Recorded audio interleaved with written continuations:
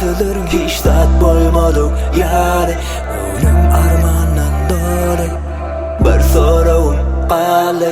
Ayda sana ne mulya, sensizlik geceler yüreğime ölür ya. Sevdim ayda az oldum ya.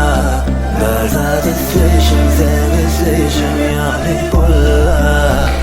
Yürek yaralı yaralı sana ne mulli bilemem.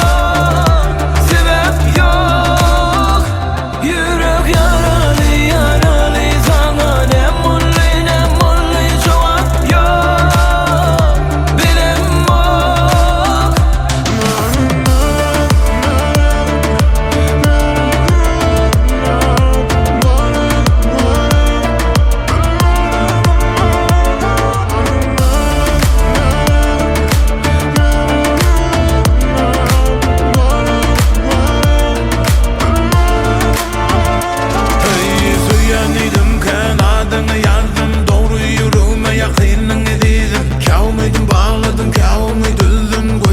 Telefonun yüzünü ezdim. Yüzlete gene de SMS'ler yazdım. Yüzlete gider ben onu yerine bozdum. Sorulara cevap takma sessiz yakavurun yan. Kafana gelmiş çiplere sebep yok. Ayda